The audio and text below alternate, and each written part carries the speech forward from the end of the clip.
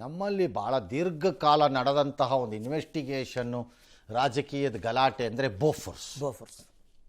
ಬೋಫೋರ್ಸಲ್ಲಿ ಏನಾಯಿತು ಅನ್ಕೊಂಡೆ ಆಗ್ತಾನೆ ಇತ್ತು ಅದು ಫೈನಲ್. ಬೋಫೋರ್ಸ್ ಏನಾಯಿತು ಏನೂ ಇಲ್ಲ. ಈ ಅಮೇರಿಕದಲ್ಲಿ ಇದೊಂದು ಜಫ್ರಿ ಎಪ್ಸ್ಟೀನ್ ಅವನದ್ದು ಅದೇನೋ ಲೈಂಗಿಕ ವಿಚಾರದಲ್ಲಿ ಅವನದ್ದು. ಈಗ ಅವ್ರ ಸರ್ಕಾರದವರು ಒಂದು 3 ಲಕ್ಷ ಪುಟ ರಿಲೀಸ್ ಮಾಡಿದ್ರಂತೆ, ಒಂದು 2,000 ವೀಡಿಯೋ ಅಂತೆ, 1,80,000 ಫೋಟೋ ಅಂತೆ. ಅದರಲ್ಲಿ Donald Trump, Elon Musk, bill Gates, ಅಮೆರಿಕದ ವಾಣಿಜ್ಯ ಕಾರ್ಯದರ್ಶಿ ಹೂವರ್ಡ್ ಲುಟ್ನಿಕ್ಕು, ಹಾಲಿವುಡ್ ಖ್ಯಾತ ನಿರ್ದೇಶಕ ಸ್ಟೀವ್ ಟಿಶ್ಯೂ ಮತ್ತು ಬ್ರಿಟಿಷ್ ಬಿಲಿಯನಿಯರ್ ರಿಚರ್ಡ್ ಬ್ರಾನ್ಸನ್ನು, ಇವರೆಲ್ಲ ಹೆಸರು ಇದೆಯಂತೆ. ಸಂಚಲನ ಅಂತೆ. ಏನು ಸಂಚಲನ ಏನಾಗತ್ತಂತೀಗ? ಏನಂತೆ ಇವಾಗ ಟ್ರಂಪ್ದು ಮಾತ್ರ ಕೆಲವೆಲ್ಲ ಸುಳ್ಳಿದೆ ಅದರಲ್ಲಿ ಅಂತೇಳಿ ಸರ್ಕಾರದವ್ರಿಗೆ ತೆಗೆದಾಕ್ಬಿಟ್ಟಿದ್ದಾರಂತೆ. ಅದಕ್ಕೆ ಇವ್ರದ್ದು ಗಲಾಟೆ ಅದೆಲ್ಲ ಬೇಕು ಅಂತ ತೆಗೆದಾಕಿರೋದು. ಅದೇ ಸೇಮ್ ನಮ್ಮ ಇಂಡಿಯಾ ಟೈಪೇ ಆಡ್ತಾರೆ. ಎಸ್. ಇನ್ನು ವಿಜ್ಞಾನಿ ಹಾಗೂ ಹೋರಾಟಗಾರ ಸೋನಂ ವಾಂಗ್ಚುಕ್ ಜೈಲಿನಲ್ಲಿ ಅವರ ಆರೋಗ್ಯ ಹದಗೆಟ್ಟಿತ್ತು. ಸುಪ್ರೀಂ ಕೋರ್ಟ್ ಆದೇಶದ ಮೇಲೆ ವೈದ್ಯಕೀಯ ಪರೀಕ್ಷೆಗೆ ಅವ್ರಿಗೆ ಏಮ್ಸಿಗೆ ಶಿಫ್ಟ್ ಮಾಡಿದ್ರು. ಅಲ್ಲೆಲ್ಲ ಒಂದಷ್ಟು ಗ್ಯಾಸ್ಟ್ರೋಎಂಟ್ರಾಲಜಿಸ್ಟ್ ಪರೀಕ್ಷೆ ಎಲ್ಲ ಮಾಡಿದ್ದಾರೆ. ಈಗ ಅವರ ಆರೋಗ್ಯ ಸುಧಾರಿಸ್ತಾ ಇದೆ. ಮತ್ತೆ ಅವ್ರನ್ನ ವಾಪಸ್ಸು ಕಾರಾಗೃಹಕ್ಕೆ ಕಳಿಸಲಾಗಿದೆ. ಕೋರ್ಟ್ ಆದೇಶದಂತೆ ಜೈಲಿಗೆ ವಾಪಸ್ ಅವ್ರನ್ನ ಕಳಿಸಲಾಗಿದೆ. ಬೆಳಗಾವಿನಲ್ಲಿ ಜಿಲ್ಲೆನಲ್ಲಿ ಇನಾಮ್ ಬಡ್ಸ್ ಗ್ರಾಮ್ ಅಂತೆಲ್ಲ ಅಂತ ಅಕ್ರಮವಾಗಿ ಲ್ಯಾಟ್ರೈಟ್ ಗಣಿಗಾರಿಕೆ ಮಾಡ್ತಿದ್ರಂತೆ. ಕಡಿವಾಣ ಹಾಕಕ್ಕೆ ಯಾರೋ ಭೂವಿಜ್ಞಾನಾಧಿಕಾರಿ ಬಿಂದನ್ ಪಾಟೀಲ್ ಅದು ಮೇಡಮ್ ಹೋಗಿದ್ದಾರೆ. ಮೇಡಮ್ ತಾನೇ? ಹೌದು. ಹಾಂ, ನಿಲ್ಲಿಸ್ರಯ್ಯ ಅಂತ ಹೇಳಿದ್ದಾರೆ. ನಾವು ಡೋಂಟ್ ಕೇರ್ ಮಾಸ್ಟರ್ಗಳು ಅಂತ ಅವ್ರು ಮಾಡ್ಕೊಂಡು ಹೋಗಿದ್ದಾರೆ. ಮೇಡಮ್ ಕೋಪ ಬಂದಿದೆ, ತಗೊಂಡು ಒಂದು ಕಲ್ಲನ್ನು ತೆಗೆದ JCB ಗ್ಲಾಸ್ಕೊಂಡು ಬಿಟ್ಟಿದ್ದಾರೆ ನೋಡ್ರಿ. ಕೋಪ ಮಾಡ್ಕೊಂಡು ಪುಡಿ ಹಾಕಿ ಹೋಗಿದೆ. ಆಮೇಲೆ ತರಾಟೆಗೆ ತಗೊಂಡ್ರು, ಆಮೇಲೆ ನಿಲ್ಲಿಸಿದ್ದಾರೆ. ಈಗ ಕೇಸ್ ಆಗಿದೆ. ಲ್ಯಾಟ್ರೈಟ್ ಮಣ್ಣು ಇದನ್ನು ಸಿಮೆಂಟಲ್ಲಿ ಬಳಸ್ತಾರಂತೆ. ಯಾಕೆ ಇಷ್ಟೊಂದು ದಿಮಾಕ್ ಬಂದಿದೆ ಆ ಗಣಿಗಾರಿಕೆ ಮಾಡ್ತಿರೋನಿಗೆ? ಅನ್ಕಂಟ್ರೋಲಬಲ್ ಆಗಿದೆ ಅಂತೆ ಸರ್ ಪರಿಸ್ಥಿತಿಯಲ್ಲಿ. ಯಾರ ಮಾತನ್ನು ಪೊಲೀಸರು ಹೋದ್ರು ಯಾರು ಕೇರ್ ಮಾಡಲ್ಲ. ಯಾಕೆ ಬಂದಿದೆ? ಅಲ್ಲಿ ಸ್ಥಳೀಯ ರಾಜಕಾರಣಿ ಸಿಂಪಲ್ ಅಷ್ಟೇ. ಕಚಡಗಳನ್ನು ಆಯ್ಕೆ ಮಾಡಿದ್ರೆ ಕಚಡ ಕೆಲಸನೇ ನಡೆಯೋದು ಅಷ್ಟೇ ಅಲ್ವಾ? ಅಷ್ಟೇ ಸರ್. 36% 37% ಟ್ಯಾಕ್ಸ್ ಕಟ್ಟಿದ್ರೆ ಮಾತ್ರ ಗುಂಡು ಹೊಡ್ಕೊಳ್ಳೋಂಗೆ ಮಾಡ್ತಾರೆ. ಈ ದೇಶದಲ್ಲಿ ಇರಬೇಕಾ ಬೇಡಬೇಕಾ ನೀವೇ ತೀರ್ಮಾನ ಮಾಡ್ಕೊಳ್ಳಿ. ಎಸ್, ನಿಜ. ಕಚಡಗಳಿಗೆ ರಕ್ಷಣೆ, ಟ್ಯಾಕ್ಸ್ ಕಟ್ಟೋನ್ಗೆ ಗುಂಡು ಹೊಡ್ಕೊ ಅಂತಾರೆ. ಬರಬಾರ್ದು ಪದಗಳು ಬರುತ್ತವೆ ಬಾಯಿಗೆ. ದೇಶ ಉದ್ಧಾರ ಆಗೋ ಅಂದ್ರೆ ಇಲ್ಲ. ದೇಶದ ಹಣೆ ಬರಹ ನೋಡಿ. ಈ ಮೋದಿದು ಭಾಷಣ ನಮಗೆ ಬಂದಿಲ್ಲಿ ಉದ್ಧಾರ ಮಾಡ್ಬೇಕು ಅಂತ. ಏನು ಉದ್ಧಾರ ಮಾಡ್ಬೇಕು? ಮಣ್ಣನ್ನು. Yes. Maharashtra DCM Ajit madam ನೀವು ಹುಷಾರಾಗಿರ್ರಿ. ತಂದು ನೆಕ್ಸ್ಟ್ ಟೈಮ್ ನಿಮ್ಮ ಮೇಲೆ ಹಾರಿಸ್ಗಿರ್ಸ್ಬಿಟ್ಟಾರ ಅದನ್ನ. ಇಲ್ಲ, ಪೊಲೀಸ್ ಪ್ರೊಟೆಕ್ಷನ್ ಎಲ್ಲ ಕೊಟ್ಟಿದ್ದಾರೆ ಸರ್. ಏನು ಕೊಟ್ಟಿದ್ರೇನು ಅವ್ರಿಗೆ? ಆಮೇಲೆ ನಿಮ್ಮನ್ನಲ್ಲಿ ಬಿಟ್ಟಿರ್ತಾನೆ ನೀವು ನೆಕ್ಸ್ಟ್ ಟೈಮ್ ಹೋಗಿ ರೈಡ್ ಮಾಡೋದು. ಎಷ್ಟು ಧೈರ್ಯ ರೀ ನಿಮ್ಗೆ? ಆಫೀಸರ್ಗೆ ಟ್ರಾನ್ಸ್ಫರ್ ಮಾಡಿಬಿಡ್ತಾರೆ. ಬುದ್ಧಿ ಬೇಡ, ಒಂದು ಸ್ವಲ್ಪ ಬಾಯಿ ಮುಚ್ಕೊಂಡು ಇರಬೇಕು ಅನ್ನೋದು ಜ್ಞಾನ ಬೇಡ? ಎಷ್ಟು ಧೈರ್ಯ ರೀ ನಿಮ್ಗೆ ಹೋಗಿ ನಿಲ್ಸಕ್ಕದನ್ನ? ಹೌದು. ಮತ್ತೆ ಯಾರದ್ದು ನಿಲ್ಲಿಸ್ತಾ ಇದ್ದೀರಿ ನೀವು ಅಂತ ಕೇಳ್ತಾರೆ. ಮಹಾರಾಷ್ಟ್ರ DCM ಅಜಿತ್ ಪವಾರ್ ದುರ್ಮರಣದಿಂದ ತೆರವಾದ DCM ಸ್ಥಾನವನ್ನು ಅವರ ಪತ್ನಿ ಸುನೇತ್ರಾ ಪವಾರ್ ಅವರು ಅಲಂಕರಿಸಿದ್ದಾರೆ. ಇವತ್ತು ಅವರು ಓತೆಲ್ಲ ತಗೊಂಡ್ರು. ಅಬಕಾರಿ ಮತ್ತು ಕ್ರೀಡಾ ಇಲಾಖೆಯನ್ನು ಅವರಿಗೆ ಕೊಟ್ಟಿದ್ದಾರೆ. ಹಣಕಾಸು ಇಲಾಖೆಯಿಂದ ದೇವೇಂದ್ರ ಫಡ್ನವೀಸ್ ತಮ್ಮ ಹತ್ರನೇ ಇಟ್ಕೊಂಡಿದ್ದಾರೆ. ಅವರೇ ಬಜೆಟ್ ಮಂಡನೆ ಮಾಡ್ತಾರೆ. ಈ ನಡುವೆ ಅಜಿತ್ ಪವಾರ್ ಅವರಿಗೆ NCP ಬಣಗಳನ್ನ ಒಗ್ಗೂಡಿಸೋ ಆಸೆ ಇತ್ತು. ಇನ್ನೇನು ಎಲ್ಲ ಮಾತುಕತೆ ಮುಗಿದಿತ್ತು, ಅಂತಿಮ ಹಂತದಲ್ಲಿತ್ತು. ಫೆಬ್ರವರಿ 12ನೇ ತಾರೀಕು ಅಧಿಕೃತ ಅನೌನ್ಸ್ಮೆಂಟ್ ಆಗ್ತಿತ್ತು. ಬಟ್ ಅಷ್ಟರಲ್ಲಿ ಹಿಂಗೆಲ್ಲ ಆಗೋಯ್ತು ಅಂತ ಶರದ್ ಪವಾರ್ ಹೇಳಿದ್ದಾರೆ. ಇನ್ನು ಉಪಮುಖ್ಯಮಂತ್ರಿ ಸ್ಥಾನ ನಂಗೆ ಅವೆಲ್ಲ ಹೇಳಿರ್ಬೋದು, ಮಾಡಿರ್ಬೋದು. ಶರದ್ ಪವಾರ್ನ ಕೇಳಿಕೊಂಡು ನ್ಯಾಷನಲ್ ಕಾಂಗ್ರೆಸ್ ಪಾರ್ಟಿ NCP ಕೆಲಸ ಮಾಡಬೇಕು ಅನ್ನೋದು ತಪ್ಪದು. ಈಗ ವೀಕರ್ ಪೊಸಿಷನ್ ಇರೋದು ಶರದ್ ಪವಾರ್. ಹೌದು. ವಿಲೀನ ಬೇಕಾಗಿರೋದು ಅವ್ರಿಗೆ, ಇವ್ರಿಗಲ್ಲ. ಹಾಂ ಅಲ್ವಾ? ಹೌದು. ಹಂಗಾಗಿ ಇದು ಅದೇನೋ ಯಶ್ ತಾಯಿ ಇದೆ ಮನೆ ಹತ್ರ ಗಲಾಟೆನಾ? ಮತ್ತೇನೋ ಗಲಾಟೆನಾ? ಈಗ ಇನ್ನು ಎಂಡಾಗಲ್ವಾ ಇವ್ರದ್ದು? ಅಲ್ಲ, ಅವ್ರು ಹೇಳೋದು ಸರಿ ಇದೆ, ಇವ್ರು ಹೇಳೋದು ಸರಿ ಇದೆ. ದಾಖಲೆಗಳಿಲ್ಲ ಇಬ್ಬರ ಹತ್ರನು. ಸರಿ, ಕೋರ್ಟಲ್ಲಿ ತೀರ್ಮಾನ ಮಾಡ್ಕೊ. ಕೋರ್ಟ್ ಆರ್ಡರ್ ತೋರ್ಸಪ್ಪ ಅಂತ ಇವ್ರು ಕೇಳ್ತಾರೆ. ಪುಷ್ಪ ಅವರು ಅಂದರೆ ಯಶ್ ತಾಯಿ ಅವರು, ನಾನು GPA ಹೋಲ್ಡರು, ನನ್ನ ಜಾಗ ಆಯ್ತ್ರಿ. ಕೋರ್ಟಿಂದ ಆರ್ಡರ್ ತರಬೇಕಪ್ಪ ಯಾರು ಒಬ್ರು. ಅವಾಗ ಕರೆಕ್ಟ್ ಕೋರ್ಟ್ ಆರ್ಡರ್ ಇಂದನೇ ನಾನು ಕಾಂಪೌಂಡ್ ಹೊಡೆದಾಕಿರೋದು ಅಂತ ಇವ್ರು ವಾದ. ಇವರು ರಿವರ್ಸ್ ಆರ್ಡರ್ ತರಬೇಕಪ್ಪ ಅಷ್ಟೇ.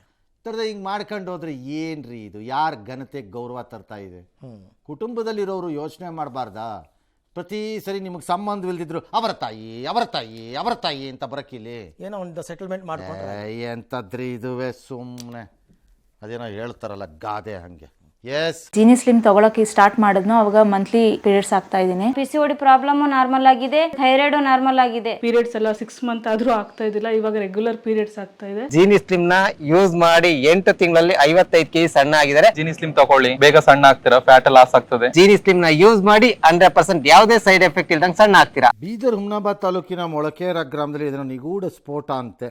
ಮಾರಯ್ಯ ದೇವಸ್ಥಾನಕ್ಕೆ ಹೋಗುವ ರಸ್ತೆಯಲ್ಲಿ ಶಾಲೆಗೆ ತೆರೆದಿದ್ದ 5 ಮಕ್ಕಳು ಗಂಭೀರವಾಗಿ ಗಾಯಗೊಂಡಿದ್ದಾರೆ. ಹೈದರಾಬಾದ್ ಆಸ್ಪತ್ರೆ ಕರ್ಕೊಂಡೋಗಿದ್ದಾರೆ. ಪೊಲೀಸ್ನವ್ರು ಹೋಗಿದ್ದಾರೆ.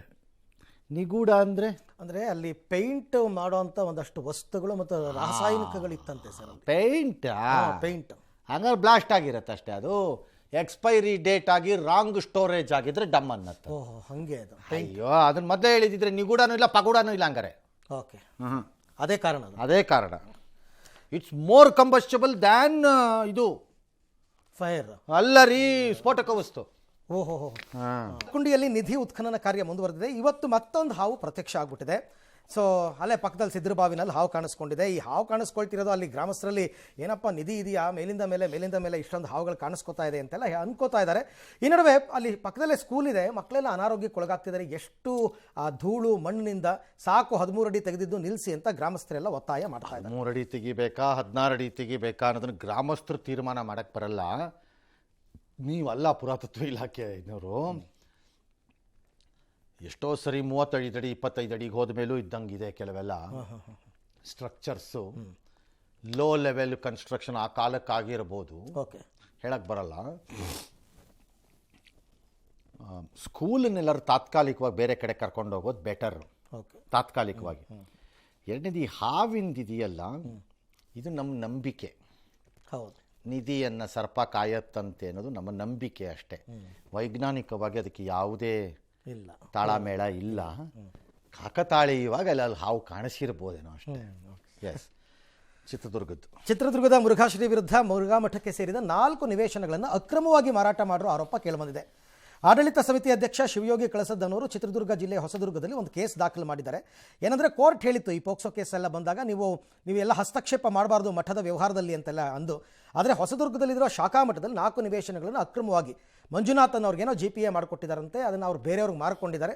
ಈಗ ಕಳಸದ್ದವರು ಅವ್ರಿಗೆ ವಿಚಾರ ಗೊತ್ತಾಗಿ ಅವರು ಕೋರ್ಟ್ ಮೊರೆ ಹೋಗಿದ್ದಾರೆ. ಯಾವ ಡೇಟಲ್ಲಿ ಕೊಟ್ಟಿದ್ದಾರೋ ಆರ್ಡರ್ ಬರೋಕ್ಕೆ ಮೊದಲಿನ ಡೇಟಲ್ಲಿ ಕೊಟ್ಬಿಟ್ಟಿದ್ರೆ, ಅಂದರೆ ಈ ಹಸ್ತಕ್ಷೇಪ ಮಾಡಬೇಡಿ ಅಂತ ಅಂದ್ಬಿಟ್ಟು. ನನಗೆ ಗೊತ್ತಿಲ್ಲ. ವಿಜಯನಗರ ಜಿಲ್ಲೆ ಕೊಟ್ಟೂರಿನಲ್ಲಿ ಆ ಮಗನಿಂದನೇ ತಂದೆ ತಾಯಿ ಹಾಗೂ ತಂಗಿಯ ಹತ್ಯೆ ಕೇಸ್ಗೆ ಸಂಬಂಧಿಸಿದಂತೆ ಅಕ್ಷಯ್ ಕುಮಾರ್ನ ಇವತ್ತು ಪೊಲೀಸರು ಕೊಟ್ಟೂರು ಕರ್ಕೊಂಬಂದಿದ್ದಾರೆ. ಬೆಂಗಳೂರು ತಿಲಕ್ನಗರ ಪೊಲೀಸರು 3 ದೇಹನ ಹೊರತೆಗೆಸಿದ್ದಾರೆ. ಜನವರಿ 27ನೇ ತಾರೀಕು ಭೀಮರಾಜ ತಂದೆ, ತಾಯಿ ಜಯಲಕ್ಷ್ಮಿ, ತಂಗಿ ಅಮೃತನ ಕೊಲೆ ಮಾಡಿದ್ದ. 4 ಅಡಿ ಆಳ 2 ಅಡಿ ಅಗರದ ಗುಂಡಿ ತೆಗೆದು ಮನೆಯಲ್ಲೇ ಊತಾಕ್ಬಿಟ್ಟಿದ್ದ. ಅಯ್ಯಪ್ಪ, ಮೃತದೇಹವನ್ನು ಹೊರಗೆ ತೆಗೆದ್ರು, ಎಲ್ಲ ಮಾಡಿದ್ರು. ಎಲ್ಲ ಸರಿಯಪ್ಪ, ಏನೆಯಾ ನೀನು ಮನುಷ್ಯನೇನೆಯ? ನಿಮ್ಮ ಅಪ್ಪ ಅಮ್ಮನ ತಂಗಿನ ಸಾಯಿಸ್ಬಿಟ್ಟು ಮನೆ ಒಳಗಡೆನೇ ಊತಾಕ್ಕೊಂಬಿಟ್ಟು ಅಲ್ಲಿ ವಾಸ ಆದರೂ ಹೆಂಗಯ್ಯ ಮಾಡ್ತೀಯ? ಹೂತಾಕ್ಬಿಟ್ಟು ಬೆಂಗಳೂರಿಗೆ ಬಂದುಬಿಟ್ಟಿದ್ದಾನೆ ಸರ್. ಬೆಂಗಳೂರಿಗೆ ಬಂದು ತಿಲಕ್ನಗರ ಪೊಲೀಸ್ ಸ್ಟೇಷನ್ಲಿ ಮಿಸ್ಸಿಂಗ್ ಕಂಪ್ಲೇಂಟ್ ಕೊಟ್ಟಿದ್ದಾನೆ. ನಮ್ಮ ಅಪ್ಪ ಅಮ್ಮ ನನ್ನ ತಂಗಿ ಕಾಣ್ತಿಲ್ಲ ಅಂತ. ಆಯಿತು, ಅಲ್ಲಿ ಯಾರಿದ್ರು ಆ ಮನೆಯಲ್ಲಿ? ಅದು ಊರ ಮನೆ, ಅವ್ರ ಮನೆಯೇ, ಸ್ವಂತದ ಮನೆ. ಇಲ್ಲಿ ಇಟ್ಕೊಂಡಿದ್ದ ಎಲ್ಲರನ್ನೂ, ಬೆಂಗಳೂರಿನಲ್ಲಿ ಇಟ್ಕೊಂಡಿದ್ದ ಅವನ್ನೆಲ್ಲರನ್ನೂ. ಮೊನ್ನೆ ಏನೋ ಜಯದೇವ ಹಾಸ್ಪಿಟ್ಲಿಗೆ ಟೆಸ್ಟಿಂಗ್ ಕರ್ಕೊಂಡು ಹೋಗಿದ್ದಾನೆ. ಕರ್ಕೊಂಡು ಹೋಗ್ಬಿಟ್ಟು ಬಂದು ಕಂಪ್ಲೇಂಟ್ ಕೊಟ್ಟಿದ್ದಾನೆ, ಮಿಸ್ ಆಗಿಬಿಟ್ಟಿದ್ದಾರೆ ಅಂತಂದ್ಬಿಟ್ಟು. ಬಟ್ ಇವನು ಅವ್ರನ್ನ ವಾಪಸ್ ಊರಿಗೆ ಕರ್ಕೊಂಡೋಗಿ ಕೊಂದಾಕ್ಬಿಟ್ಟು ಹೂತಾಕ್ಬಿಟ್ಟು ಬಂದು ಆಮೇಲೆ ಇಲ್ಲಿ ನಾಟಕ ಆಡಿರೋದು. ಪೊಲೀಸರಿಗೆ ಅನುಮಾನ ಬಂದು ಗೊತ್ತಾಗಿದೆ.